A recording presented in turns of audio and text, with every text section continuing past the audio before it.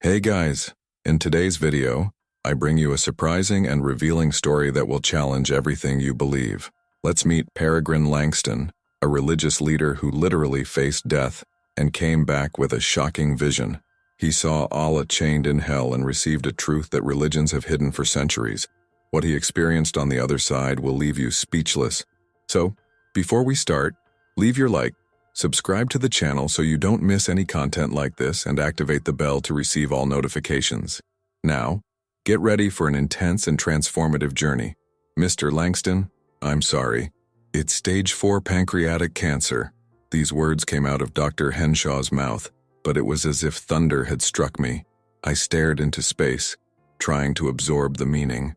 The office room felt smaller, suffocating, as if the air had disappeared.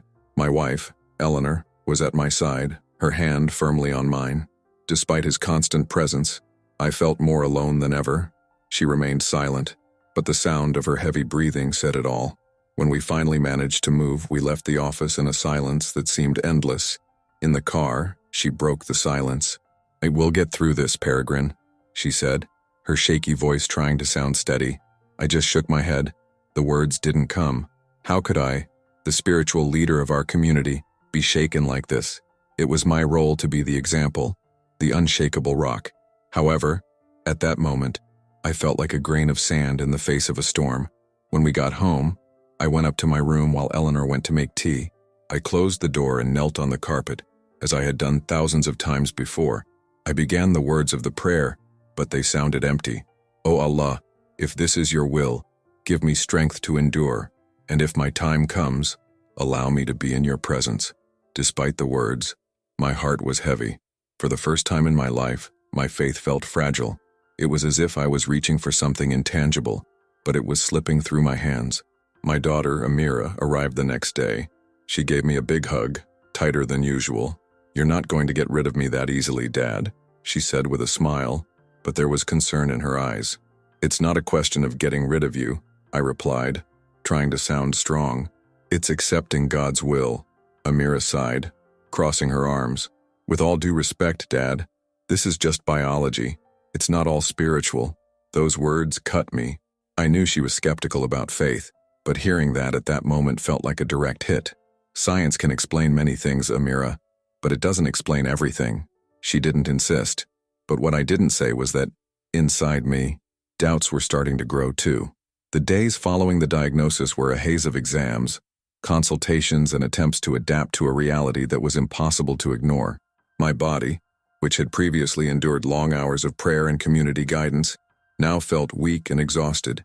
With every movement, the pain reminded me of the fragility of life. One sunny Saturday morning, as the smell of fresh coffee wafted through the house, I felt a tightness in my chest that left me immobile. It was as if an invisible hand was squeezing my heart. The sound of Eleanor's mug shattering echoed through the kitchen as she called out, "Peregrine, are you okay?" My vision began to blur, and the world around me dissolved. The last thing I heard was her voice calling my name desperately. When I opened my eyes, something was wrong. My body was there, stretched out on the living room floor, while Eleanor cried beside me. "Stay with me," she begged, as she pressed my hands. In a corner of the room, the phone was on speaker, and an emergency voice was instructing her on what to do until the ambulance arrived. It was surreal. I felt light, without pain, but a restlessness dominated me. I floated above it all, watching like a spectator. When the paramedics arrived, I saw the seriousness on their faces as they performed resuscitation maneuvers. Every second felt like an eternity. While all of this was happening, a light began to form. It was small at first, but it grew quickly, radiating warmth and peace. I felt drawn to her, unable to resist. There was something familiar about that glow. He wrapped me like a blanket on a cold night. As I approached, familiar sounds emerged from the light. Lullabies my mother used to sing and the prayers she recited when I was a child. For the first time in months, I felt something other than pain, peace. A soft, indistinct voice seemed to call me. It was not an order, but an invitation. I felt like I was going home, to the place where I always belonged. That's it, I thought. I will finally stand before Allah. But before he could fully reach the light, something changed. The tranquility was replaced by a biting cold and darkness that began to pull me back. It was as if the universe was reversing its decision. When the light disappeared, I was enveloped by a darkness so thick it seemed to have weight. It was as if all the certainties I had about what would come after death were ripped away from me, leaving only a terrifying void. The peace I felt earlier was replaced by a piercing cold. In the distance, I heard echoes of familiar voices, but not of joy or serenity. There were screams, laments, pleas for mercy. I recognized some from my childhood, voices of relatives who had left. One of them froze me. My mother's. "Forgive me," she cried out over and over as if trapped in a cycle of regret. The ground that previously didn't exist beneath me was now falling apart. It was jagged, like broken glass mixed with sharp rocks. I looked around and saw shadows moving, but I couldn't make out their shapes. Everything around me seemed to pulse with an oppressive weight, as if every particle of the environment was charged with suffering accumulated over eons. In the center of this chaos, I saw something I didn't expect. A throne, enormous, carved from a material that seemed to shift between gold and burnt coal. On it, a figure sat. My heart sank when I recognized her. She was the representation of Allah as I had always imagined, but now chained, dejected and in pain. I tried to speak, but no words came out. The figure raised its eyes and looked at me, and in that look, there was nothing of the divinity that I preached. Just infinite sadness, mixed with something that seemed to be a cry for help. A powerful voice echoed around me, but it wasn't coming from the figure on the throne. It was as if the space itself spoke to me. "You loved what you never understood," said the voice, full of authority. Suddenly, I was pulled into another vision. I saw the Kaaba like never before, surrounded by stone and wooden idols, with people in ancient costumes performing rituals. It was a scene from pre-Islamic times, but the chants and gestures seemed strangely familiar. A wave of discomfort washed over me as I realized that many of the practices we considered sacred had roots in these ancient cults. The voice echoed again. "You never asked who I am. You accepted what you were told, and now you see what you always ignored." My mind was flooded with flashes of ancient cults, Baal worshippers, forgotten gods, and rituals that carried an unsettling familiarity. Everything seemed connected to a continuous line of worship, distorted over the centuries. "Why didn't you ever question?" the voice asked, now in a softer tone, almost regretful. Before I could respond, I felt a force pulling me back. The darkness dissolved into a bright light, and my body was once again shaken by hands performing resuscitation maneuvers. "He's back. We have a pulse." Those words echoed as reality pulled me back. The intense light disappeared, giving way to the white ceiling of the hospital. My vision was blurred, and my senses took time to adjust, but one thing was clear. I was alive.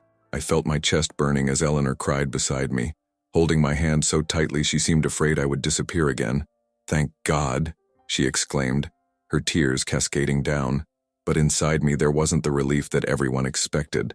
The vision of the dark throne, the chained figure, and the words of that powerful voice still echoed in my mind. What I had experienced was more real than anything I could touch or see now. I didn't know how, but something inside me had changed forever. The next day, as the doctors ran tests and peppered me with questions, I just nodded my head, answering mechanically. Dr. Lydia Henshaw, my oncologist, was surprised.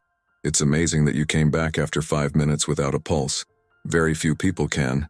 And besides, your recovery is amazing." I just muttered, "God has his reasons." Later, Amira entered the room. She had her usual pragmatic tone, but there was concern on her face. "You gave us a scare, Dad," she said, pulling out a chair to sit next to me. I began, hesitating. "I went somewhere. Amira, I don't know how to explain." She raised her eyebrow. "Dad, you went into cardiac arrest. Your brain was deprived of oxygen. It's normal to have visions." "No," I interrupted, holding his hand firmly. "This was more than a delusion. I saw something I can't explain." Amira sighed. "Then explain it to me. I'm listening." I tried, but words seemed inadequate to describe what I had witnessed. I could only stammer out. "It wasn't like I imagined. Not even close. What I saw made me question everything." She tilted her head, looking at me with a mix of skepticism and curiosity.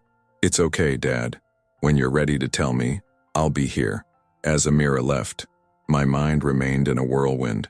Every time I thought of Allah, the image of the chained figure and the shadowy throne would arise. The voice's words kept echoing, "You worshipped what you never understood." At night, when Eleanor was sleeping next to me, I took my prayer mat and knelt down, as I always did. But this time, I didn't recite the usual prayers. Instead, I whispered into the void, "Who are you? Really? Show me." Doubt was like a knife in my heart, but there was something more. A restlessness, yes, but also a flame of search. I needed to know the truth, no matter what the cost. The days after my return were marked by an internal turmoil that I couldn't control. Whenever someone mentioned the name of Allah or any reference to faith, I felt a crushing weight. The face of the figure chained to the throne never left my mind, and the voice's words resonated in my heart. You worshipped what you never understood. I tried to find solace in the scriptures, but each page I read felt like an empty echo. When I knelt to pray, I felt like I was speaking to a void. It was as if my connection with Allah had been severed, leaving only questions and a distressing void. It was on a particularly cold day, while walking through the park near the hospital during my rehabilitation, that my life took another turn. I was sitting on a bench, looking at the lake covered in a thin layer of ice, when I heard a gentle voice. "Beautiful, isn't it?" I looked up and saw a middle-aged man with gray hair and a warm smile. He wore a worn brown overcoat and seemed to radiate a peace that contrasted with the storm inside me. "Yes, it's beautiful," I replied. "You look lost," he said bluntly. At first I thought about ignoring him, but something about the way he looked at me made me open up.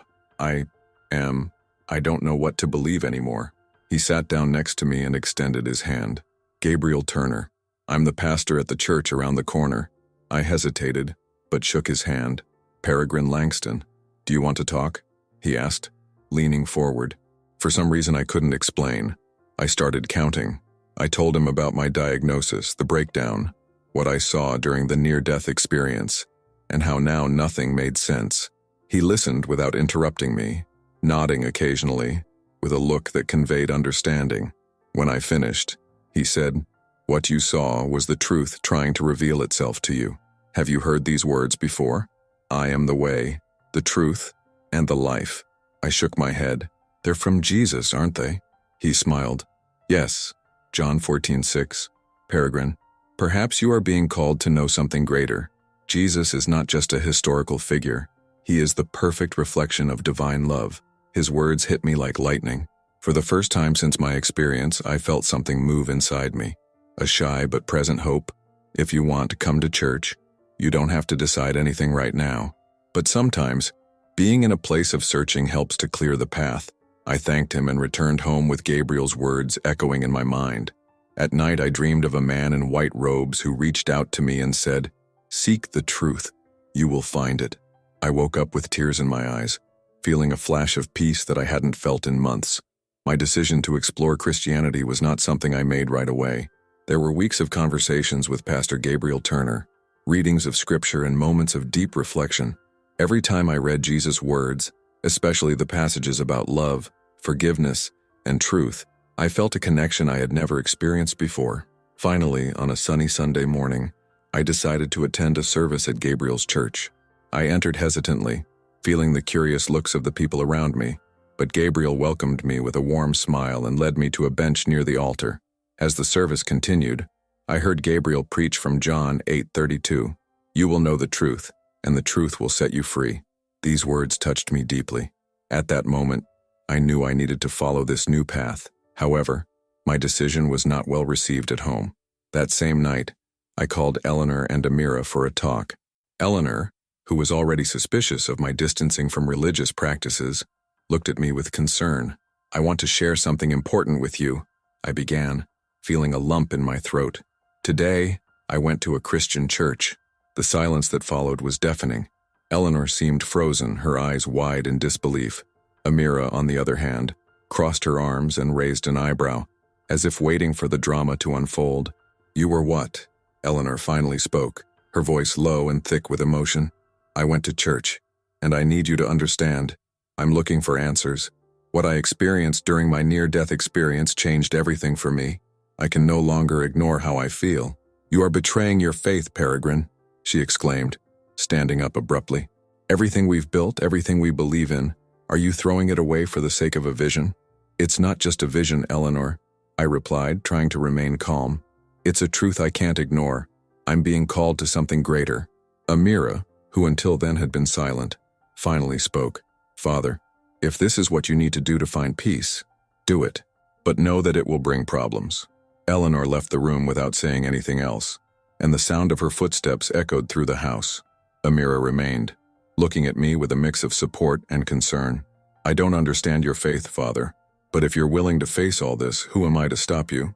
The rejection from Eleanor, and subsequently from my community, was a huge blow.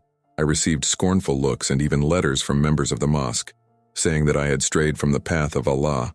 But despite the pain, a growing peace began to fill the void inside me.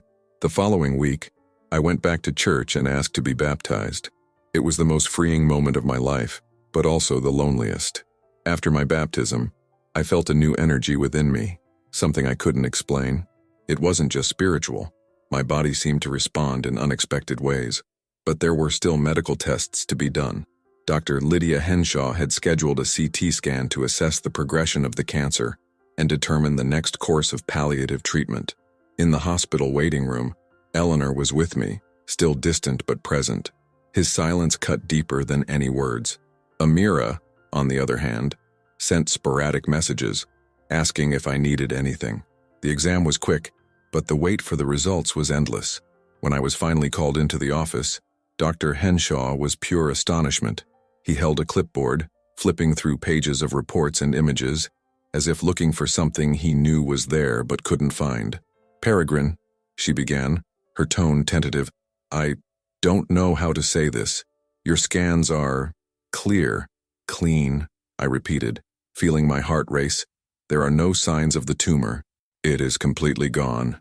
It's as if it never existed. Eleanor, who was sitting next to me, put her hands over her mouth, her incredulous gaze shifting from me to the doctor. Is that possible? He was in stage 4. No, it's not common. Honestly, I don't have a scientific explanation for it, Dr. Henshaw admitted, still going through the papers. But it's healed. The silence in the room was broken by Eleanor, who began to cry. But unlike the tears of despair I had witnessed before, these were different. They were of relief, of something she couldn't explain, but knew was real. I, however, felt at peace. It was no surprise, no shock. It was as if this was part of the purpose I was striving for. I looked up at Eleanor and said calmly, "This isn't just science, Eleanor. It's God showing us that He never leaves us." As we returned home, news of the miracle began to spread. Members of the community who had previously looked down on me began reaching out to me, curious and hesitant. Many wanted to understand how I was alive, but few were ready to hear the truth about my experience and the change in my faith. Eleanor, although still struggling with the idea of my conversion, began to accompany me to church. It was a small step, but a significant one. For me, that healing wasn't just physical. It was confirmation that the path I had chosen was the right one. My life after the miracle was not a return to the way it was before. On the contrary, everything seemed new. From the air I breathed to the way I saw the people around me, I felt a lightness, as if the weight of years of doubts and responsibilities had finally been lifted from my shoulders. Eleanor, still struggling to accept my change, began to show small openings. One Sunday, without my asking, she got ready and accompanied me to church. During the service, as Pastor Gabriel preached about the power of love and reconciliation, I noticed his eyes were teary. She didn't say anything when we left, but she held my hand tighter than usual. My relationship with Amira also began to change. She, who had always been skeptical about faith, began to observe me with curiosity. During one of her visits, while we were on the porch at home, she finally broke the silence. "Dad, do you really believe it was a miracle? I mean, it could have been luck, or a mistake in the previous exams." I looked at her, trying to find the right words. "Amira, I believe because I have experienced something that science cannot explain. I have seen what lies beyond this life, and it has changed me. This healing is just a part of what God is doing in me." She shook her head thoughtfully. "I still don't understand, but it's good to see you like this. More alive. These words moved me more than anything else. That's what I felt. Life. For the first time in years, I was living fully, without fear or overwhelming doubt. Over time, I began to share my story in small groups organized by Gabriel at church. It wasn't just about my near-death experience, but about the search for truth, the discovery of divine love, and the power of transformation. Some people came full of skepticism, but left with something to reflect on. Meanwhile, I began to study the scriptures diligently, delving into every word, every verse. Each page was like a new piece of the puzzle I was putting together. Eleanor began to participate in these studies. Although she had not yet fully accepted my conversion, she showed genuine curiosity. Many nights I would find her sitting with the Bible open on her lap, in silence. My previous community, however, continued to reject me. I received dismissive looks when I passed old acquaintances, and my house was the subject of nasty comments. But the peace I felt in my heart was stronger than any rejection. Each day that passed, I realized that my mission was not only to live my new faith, but also to rebuild my life in a way that glorified the love and truth I had found. Each day, my new faith called me to something greater. I couldn't just keep what I had experienced to myself. It was as if the near-death experience had left an indelible mark on my soul, one that demanded to be shared, even if it meant confronting my own story and the rejection I faced. I started organizing small interfaith gatherings in Charleston. At first, few people attended. It was a mixed group: Christians, Muslims, and even some people without any specific faith, but curious. The goal was not to debate who was right, but to explore together the essence of the divine, the meaning of life, and human connection. On our first date, I looked around the small room we rented at Gabriel's church. There were about 10 people, including Eleanor, who was sitting in the back row, watching silently. Amira appeared at the end, which surprised and moved me. I opened the meeting with a sincere account of my experience. I told him about the diagnosis, the near death, and the vision that had challenged my deepest beliefs. What I saw wasn't just the end, he said, his voice firm but full of emotion. It was a call to question, seek, and, above all, love. A woman in the group, wearing a colorful scarf, raised her hand. "You said you saw Allah, but he was chained. That doesn't make sense." I took a deep breath, knowing this question was coming. What I saw was not Allah as many of us imagine him to be. It was a representation of what we believe to be divine, but which was distorted by centuries of practices that lost focus on the true Creator. This vision made me realize that God is much greater than any religion can contain. There were murmurs among those present, but also attentive looks. A young Christian woman commented, "This reminds me of what Jesus said. God is spirit, and those who worship him must worship in spirit and in truth." Maybe what you saw was an invitation to that kind of worship. These discussions began to take on a life of their own. At each meeting, more people joined, some bringing doubts, others sharing their own spiritual experiences. To my surprise, even Eleanor began to actively participate, asking questions and even debating some points. These meetings showed me that my mission was not to convert anyone to a specific religion, but to encourage people to seek the truth with an open heart. It didn't matter where they started. The important thing was the destination of this search. As I walked through this new phase, I felt like I had finally found my purpose. It was a mission of reconciliation between faith and reason, between people of different beliefs and, above all, between me and the divine. Today, when I look back on everything that happened, I realize that my near-death experience wasn't just a spiritual lesson, it was a complete transformation. Not only did I heal physically, but I was also reborn as a new person. My life is now a living testimony to the power of love and divine truth. It wasn't an easy journey. I lost friends, suffered rejection, and even doubted myself at times. But each obstacle served as a reminder of the greater purpose I found. My relationship with Eleanor transformed in ways I never imagined. She, who at first felt betrayed by my conversion, now walks by my side. She does not consider herself a Christian, but admitted that my changes awakened her curiosity to know the message of Jesus. I often find her reading the scriptures, and she now actively participates in the meetings I organize. Amira, in turn, remains skeptical, but our relationship has never been so open.